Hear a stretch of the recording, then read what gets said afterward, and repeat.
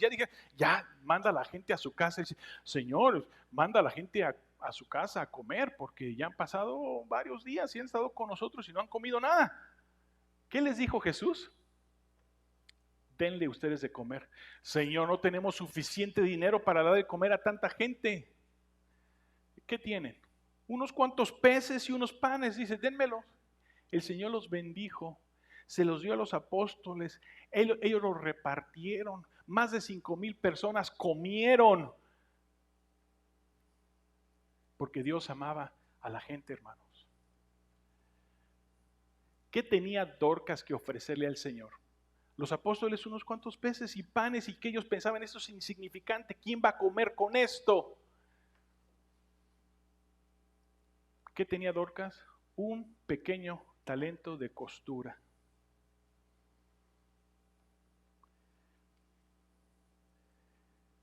Un discípulo aprende, hermanos, a hacer buenas obras con los talentos que Él nos ha dado. La evidencia, hermanos, nosotros podemos encontrar que aún las cosas más pequeñas o insignificantes que nosotros podamos hacer por la gente pueden tener resultados maravillosos simplemente porque aunque hacemos algo pequeño y lo hacemos con amor, puede bendecir a alguien más. En la vida del discípulo no se trata de que no sé qué hacer. Ay, yo voy a la iglesia y no sé ni qué hacer. El discípulo no hace esos comentarios. El discípulo dice, ¿qué más puedo hacer? ¿Qué más? A lo mejor Dorcas, hermanos, ella no pensaba que su talento de costura era tan importante, pero el día que ella faltó, las viudas que fueron bendecidas con ese hermoso talento de costura, se desbordaban de llanto porque lo que ellas habían recibido no había sido un vestido, una túnica, habían recibido el amor de Dios. El amor de Dios. Número 2, una mujer que ora. Vayamos hasta el capítulo 12 de Hechos. El capítulo 12 comienza un tanto triste, hermanos, porque Herodes, que era un hombre malo, hermanos, arrestó a Jacob, el hermano de Juan. Y cuando arrestó a Jacobo, hermano de Juan, lo mandó a matar. Y cuando se dio cuenta que porque mató a uno de los discípulos del Señor Jesús, su popularidad entre los judíos creció, se dio cuenta, yo nunca pensé que matar a Jacobo me hubiera ido tan bien. Pues empezó a buscar a Pedro. Dijo, pues maté a uno, me voy por el otro, y el coro que es más grande. Y busca a Pedro y lo arresta, hermanos. Y al otro día Herodes tenía pensado matar a Pedro. Pero ¿qué ocurre? Vean lo que dice Hechos 12:12. En el verso 12 dice, y habiendo considerado esto, llegó a casa de María, la madre de Juan, el que tenía por sobrenombre, ¿cómo? Marcos, dice, donde muchos estaban reunidos. ¿Qué estaban haciendo reunidos? Orando. María, la madre de Juan Marcos. La casa de María estaba abierta para la oración. Ella no escatimó el peligro que estaban corriendo. Había un riesgo, estaba un momento de fuerte persecución. Se estaba levantando Herodes contra el pueblo cristiano y María dijo, vengan, mi casa está abierta, unámonos en la oración. Y el pueblo se juntó, el pueblo de cristianos se juntó y empezaron a orar. ¿Quién estaba ahí entre ellos? Un joven que se llamaba Juan Marcos. Este Juan Marcos fue tomado por Bernabé, su tío, y fueron a Antioquía. Ahí estuvieron con Pablo.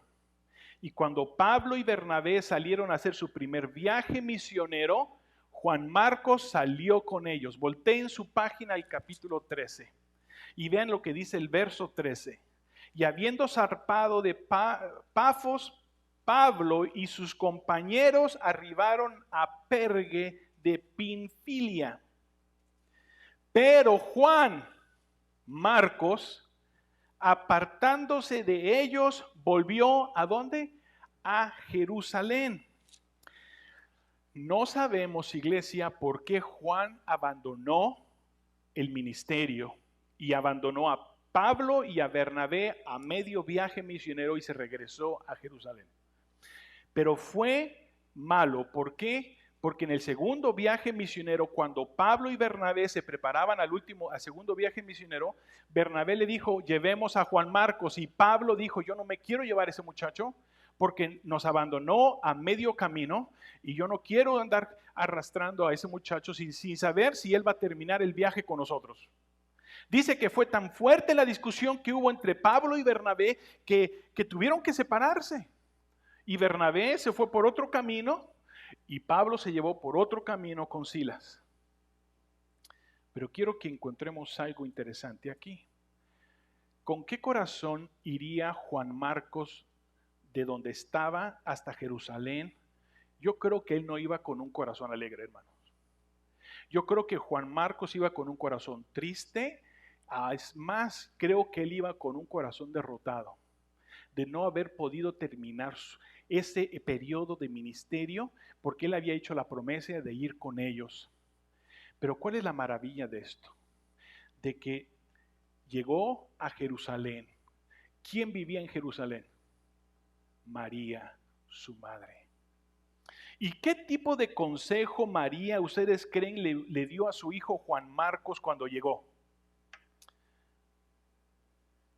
María sabía lo que era servir al Señor en medio de una gran tribulación, en medio de persecución.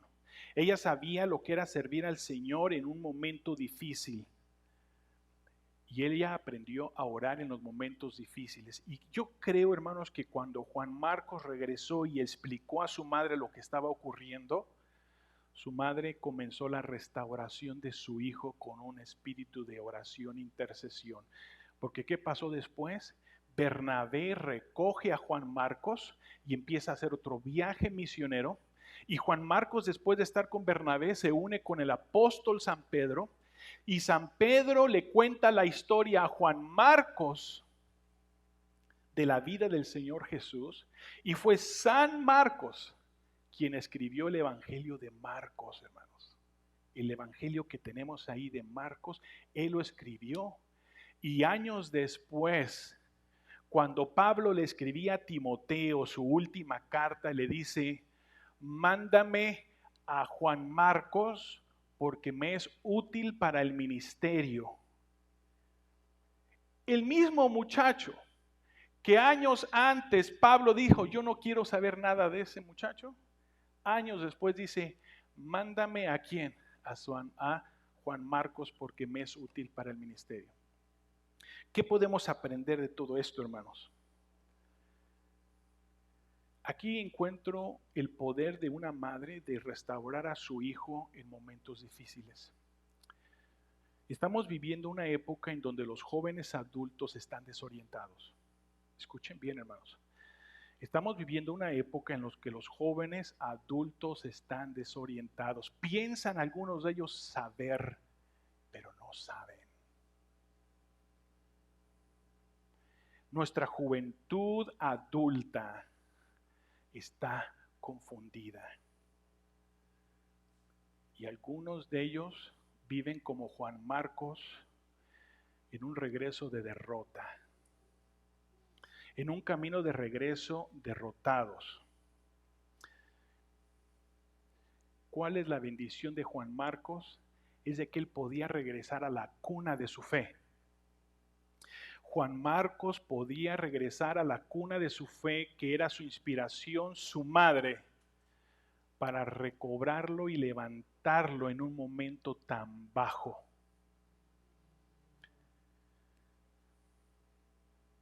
A veces las madres no saben qué hacer ya.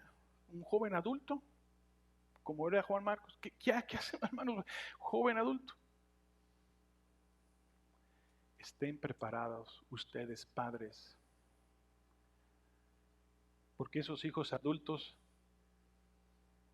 que son fríos en las cosas espirituales, en el momento de la derrota, van a la cuna de su fe. Mami, ora por mí. Mamá. La oración de una madre restaura los corazones de los hijos derrotados por este mundo. Y podrían ser ustedes, yo vine de México, no tengo ni una carrera, más o menos ahí más o menos mastico el inglés como que, pero sabe orar. Sabe orar por sus hijos. Nada puede reemplazar a una mujer que sabe orar. ¿Qué testimonio le dio María a su hijo? Mi casa está abierta a la oración en tiempos de tribulación. Tercer ejemplo, Hechos capítulo 16, verso 1.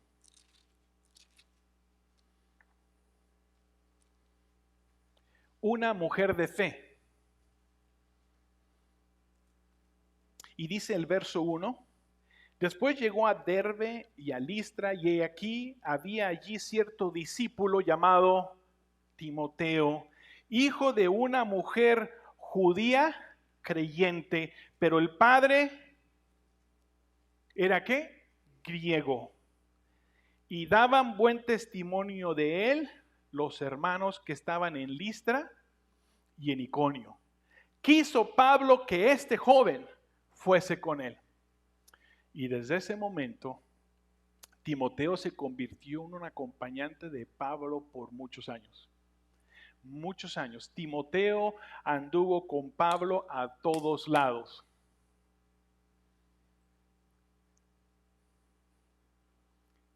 Timoteo tenía 2 mujeres en su equipo. Fíjense, Timoteo tenía 2 mujeres en su equipo, su mamá y su abuela. Su madre Eunice y su abuela Loida. El padre era un hombre inconverso. El padre, a él no le importaba si Timoteo era cristiano o no. Al padre de Timoteo no le importaba si Timoteo se iba de misionero, a él no le importó, hermanos. Lo que Lucas nos está enseñando en este pasaje es de que aquí había una familia dividida en donde la carga de la crianza del hijo venía solamente en los hombros de la madre. El padre era un despreocupado. Un despreocupado.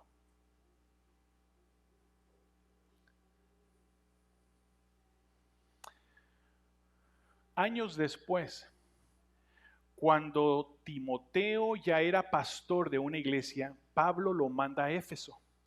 Y cuando Timoteo está en Éfeso, él comienza a tener problemas. Y empieza a desanimarse. Y empieza a debilitarse. Y empieza, porque Timoteo era tímido, porque Timoteo era sensible, porque Timoteo no era como Pablo, que él no le tenía temor a la confrontación, pero Timoteo sí, se agüitaba un poco Timoteo. Y Pablo, hermanos, le escribe la segunda carta a Timoteo, y ustedes pueden buscar, si quieren, segunda de Timoteo capítulo 1, verso 6, y Pablo le dice a Timoteo, por lo cual te aconsejo que avives el fuego de Dios que está en ti por la imposición de manos, porque no nos ha dado Dios espíritu de cobardía, sino de poder, de amor y de dominio propio. O sea, Timoteo está pasando un momento difícil, tanto que el fuego de Dios que había en él se había apagado, hermanos. Se había apagado. Ahora, el punto es cómo Timoteo animó el corazón de Timoteo, cómo Pablo animó el corazón de Timoteo, con 2 palabras. Dice, me acuerdo de la fe no fingida que había en tu madre y en tu abuela. Fe no fingida, hermanos. Una fe sincera y abierta.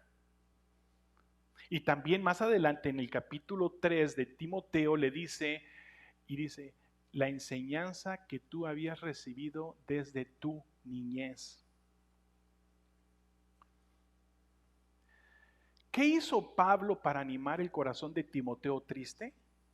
Lo llevó nuevamente como Juan Marcos a su cuna de su fe.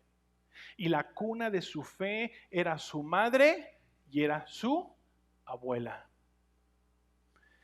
Es muy importante que nuestra juventud como Timoteo puedan regresar a ese lugar para robar de ustedes a veces un poco de fuego que el corazón del muchacho se ha enfriado y se ha debilitado.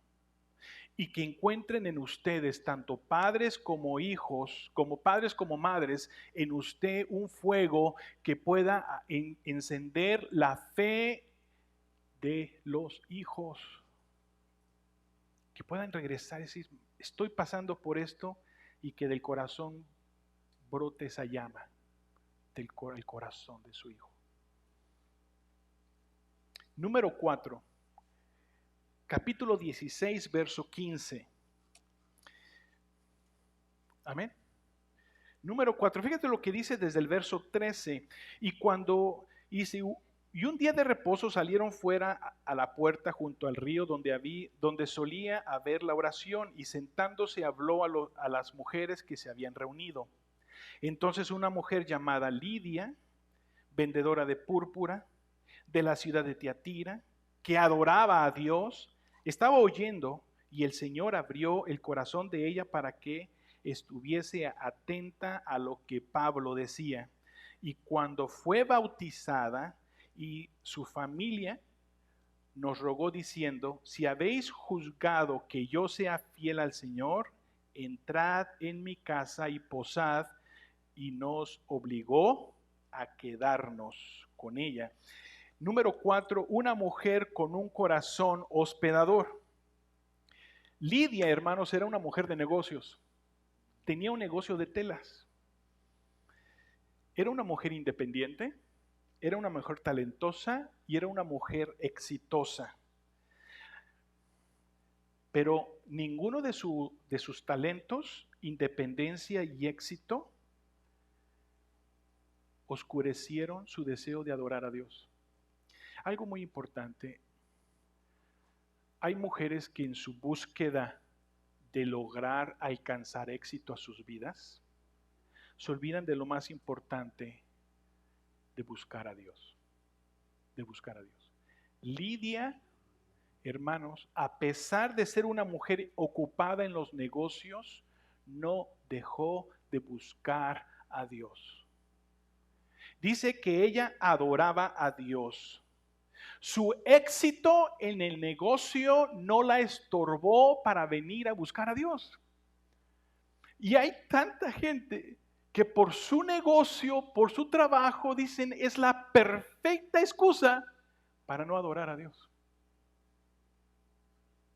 Pues para Lidia era todo lo contrario, dice, porque estoy tan ocupada, porque tantos negocios que tengo, por eso es importante que yo le dedique al Señor lo que Él merece. ¿Y qué hizo el Señor? Le abrió el corazón. Ella escuchó el mensaje y aceptó a Cristo como su Salvador. Su vida fue transformada radicalmente, y cuando ella acepta a Cristo, se desborda de hospitalidad para Pablo y para los hermanos que iban con él. ¿Qué dice? Y les rogaba, dice, les obligó a quedarse con ella. Dice, no, ya no vayan a ningún lugar, quédense aquí conmigo.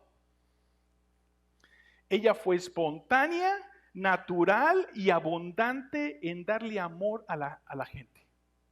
Otro ejemplo de gracia, otro ejemplo de amor.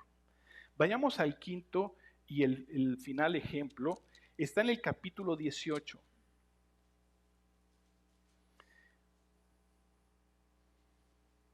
Amén. Dice el versículo 18. El capítulo 18, verso 1, dice, después de estas cosas Pablo salió de Atenas y fue a Corinto, y halló a un judío llamado Aquila, natural de Ponto, recién venido de Italia, con Priscila su mujer, por cuanto Claudio había mandado que todos los judíos salieran de Roma y fuesen a ellos. Déjenme contarles un poquito la historia que existe en este pasaje. Pablo estaba en Tesalónica y hubo un gran alboroto en Tesalónica. Entonces él salió huyendo por la persecución, llega a Berea. Cuando llega a Berea, los hermanos, la gente los recibe muy bien, pero los de Tesalónica los siguen hasta Berea y quieren otro escándalo. Pablo tiene que salir huyendo y llega a Atenas, en donde predica y no hubo muchos conversos. Un grupito de gente vinieron al evangelio. Pablo sale de Atenas y llega a Corinto un poco desanimado y solo. Y cuando llega ahí solo, un poco desanimado, se encuentra con una pareja de Aquila y Priscila, un matrimonio. ¿Y cómo se dieron a conocer? Porque los dos tenían el mismo oficio, hacían tiendas y se aliaron. Y cuando se pusieron a trabajar, a cortar telas, a coser, no sé qué se tenga que hacer para una tienda, empezó Pablo a compartirles el evangelio. Ellos crecieron, fueron discipulados, empezaron a andar con Pablo en el ministerio, pero llega el momento que Pablo, Aquilas y Priscila tienen que separarse. Aquilas y Priscila se quedan en Éfeso y Pablo continúa su viaje, pero cuando estaban ahí en Aquila y Priscila llega un evangelista llamado Apolos. Tenía buenas intenciones, pero un evangelio equivocado. Tenía un mensaje que estaba erróneo.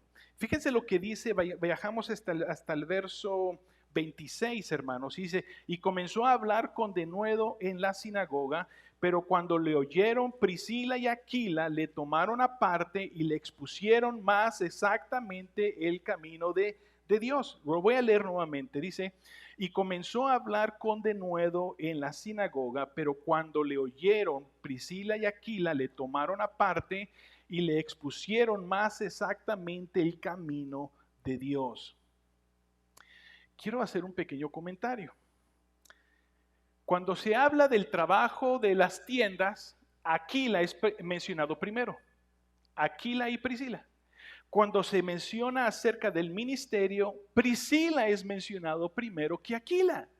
Es interesante el intercambio. Ahora, no era común, hermanos, que en aquella época que se mencionara primero a la mujer que al hombre. Pero aquí Lucas está haciendo un pequeño énfasis. Cuando se trata del trabajo y de las tiendas, Aquila era el hombre, el que sabía el negocio perfectamente. Pero resulta, hermanos, escuchen, resulta que en el momento del ministerio, Priscila tenía un talento un poco más, o un don un poco de mejor expresión que Aquila. Que Aquila era bueno para trabajar, pero Priscila tenía el don de expresión. Y cuando llega Apolos y se dan cuenta que Apolos, aunque tenía mucha facilidad de palabra, estaba presentando un evangelio equivocado, lo apartan y le presentan a Apolos el evangelio correctamente. Apolos hace la corrección, entiende el evangelio y sigue su camino. Años después, cuando Pablo está escribiendo a la iglesia de Roma, le escribe, salúdame a Priscila y Aquila. Ahora, ¿a dónde quiero llegar con todo esto, hermanos? Es primero, encontramos aquí a una pareja unida, número uno. El hombre y la mujer trabajando juntos para el Señor. Número dos, aquí encontramos a una mujer que posiblemente tenía un llamado más fuerte que el esposo. Y el esposo, él estuvo dispuesto a sentarse o a jugar un papel secundario que ella. Hay ocasiones, hermanos, en que cuando la mujer tiene un ministerio más fuerte que el hombre es un poco machista y no quiere permitir que el don de la hermana o el ministerio de la hermana florezca y la quieren tener ahí apretada. Y ahí no hagas esto y no hagas lo otro. ¿Y por qué andas acá? ¿Y por qué andas allá? Aquí encontramos a un hombre que entendió que su esposa tenía un ministerio especial y él estuvo dispuesto a ser nombrado segundo y permitir que Priscila desarrollara su ministerio con libertad.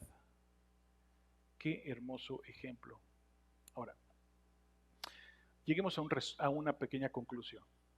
¿Qué podemos aprender de estas 5 mujeres? Número 1. Las 5 fueron impactadas por el Evangelio de Cristo. Naturalmente. Cada una de ellas fueron impactados por el Evangelio de Cristo. Número 2, ellas no veían obstáculos. María, a ella no le preocupó la persecución, abrió su casa para la predicación. Es interesante, a ella no le importó. Dorcas, yo no sé tocar la guitarra, yo no sé usar un micrófono, yo no sé hacer, pero soy una costurera. Ninguna de estas mujeres miraron obstáculos para ser mujeres que fueron usadas en las manos de Dios. Número 3, ellas impactaron su círculo de influencia. ¿Cuál es su círculo de influencia? Impactaron a sus hijos, a un grupo de viudas, a un pastor, a un misionero. O sea, ellas no tenían ambiciones de ser llegadas, vengan a la cruzada evangelística de la profetisa Priscila y su esposo Aquila. No, ellas simplemente fueron mujeres que se dejaron usar al Señor en el círculo de su influencia. Número 4, ellas fueron mujeres con iniciativa. Viviendo en una cultura donde el hombre dominaba todo, hermanos, estas mujeres actuaron con iniciativa, con independencia, sabían que tenían un llamado de Dios y lo ejercieron fielmente. Y número 5, ellas fueron fieles en lo poco.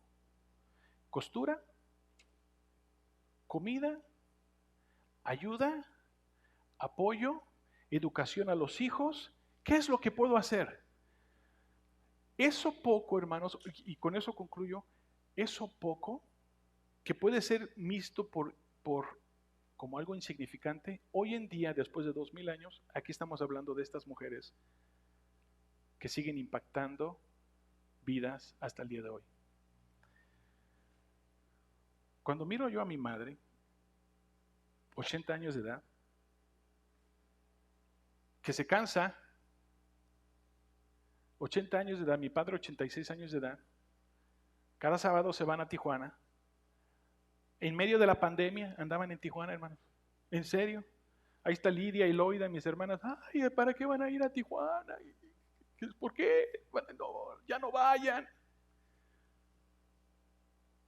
Mi papá les dijo, leave us alone. Y en inglés se los dijo. No, que no hablan inglés ellos. Hermanos, y no, por la gracia de Dios, le digo, mi mamá se va con mi papá a Tijuana. Le toma de lunes a viernes recuperarse. Pero esta señora de 80 años se levanta el sábado a acompañar a mi padre a la jornada de misionera en México. Cada sábado. Y a veces los miércoles también. Y entonces cuando yo estoy así como que un poco triste, que necesito fuerzas, todo eso, nada más digo, ¿quién soy yo para andarme quejando? Voy y regreso a aquella fe de esa mujer que me crió, que me ha dado el ejemplo, que me formó, que me aconsejó, que me enseñó las escrituras, y digo, hey, siempre puedo regresar a ese principio de mi fe y decir, yo soy lo que soy hoy gracias a la fidelidad de esta mujer y de este hombre que en el mundo cristiano no son conocidos, pero han sido fieles en lo poco que Dios les dio para cumplir. Y eso basta para hacer un impacto en mi vida y en la vida de mis hermanos y de los nietos y de toda la familia y la gente que los conoce. Así fueron estas mujeres. Estas mujeres lo dieron todo, lo entregaron, aunque se miraba insignificante. ¿Y por qué? Porque lo dieron con amor. Con amor. Si ustedes se imaginan estas viudas que recibieron un vestido de Dorcas. Dorcas que no me estaba pensando darles un vestido, mira pobrecita, mira cómo anda vestida. Pero Dorcas sabía que un vestido no era simplemente un pedazo de tela, sino era un mensaje de Dios de decir, aquí estoy, Cristo está contigo, supliendo tus necesidades. Que Dios te use a ti de la misma manera, con el círculo de influencia en donde Dios te ha puesto, deja que Cristo te use. No hay nada insignificante en los ojos de Dios. Vamos a orar. Vamos a orar. Padre, te damos gracias, Señor, por la oportunidad que nos das de poder escuchar la vida de estas mujeres que transformaron, Señor, la vida de una familia, la vida de una viuda, la vida de un hijo, la vida de un nieto. Y que sirven de ejemplo hoy para nosotros, para ser hombres y mujeres que entregamos, Señor, nuestro servicio a ti como discípulos de Cristo. Hoy queremos, Señor, bendecir a las mamás. Hoy queremos orar por ellas.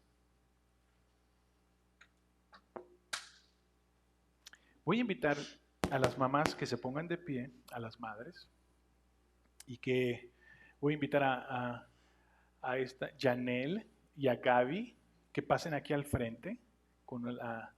Ellas van a pasar aquí. Vengan, hijas.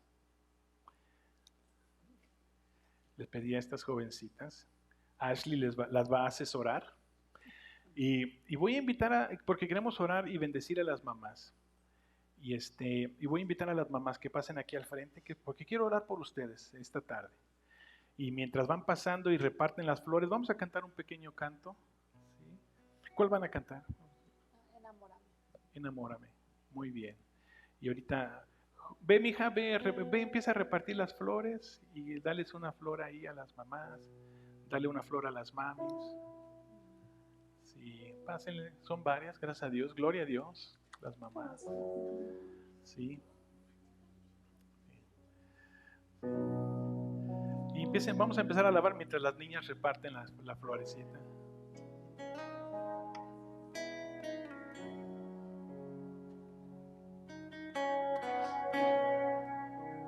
Quiero entregarte mis sueños,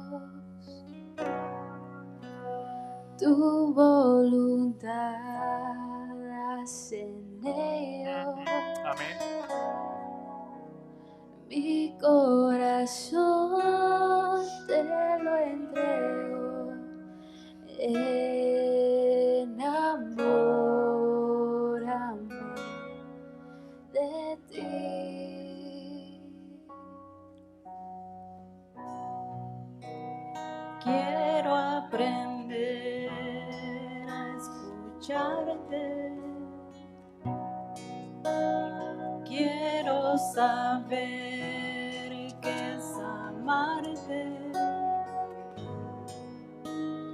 De tu verdad yo saciarme. Enamórame de ti, Señor.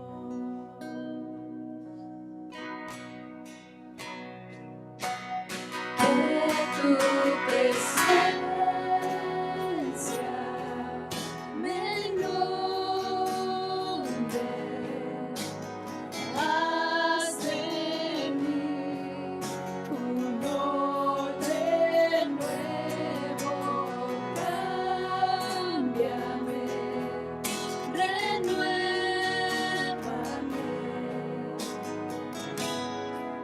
enamórame,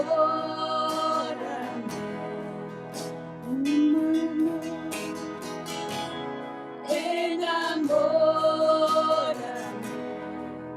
de ti, Señor.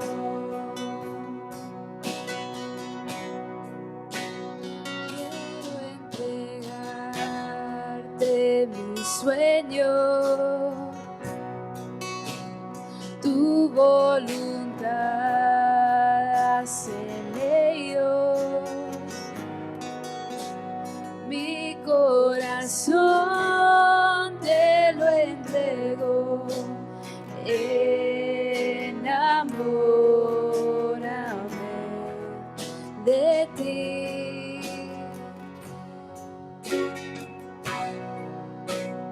Quiero aprender a escucharte. Quiero saber qué es amarte. De tu verdad yo saciarme.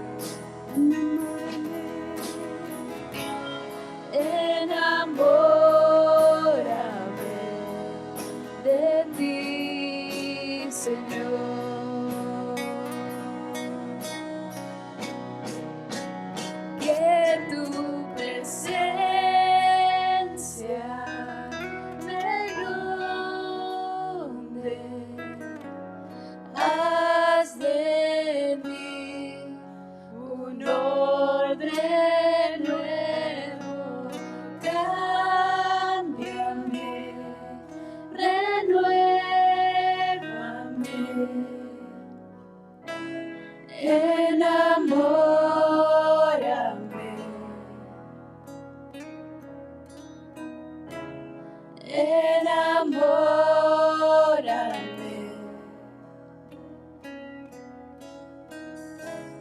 enamórame de ti, Señor.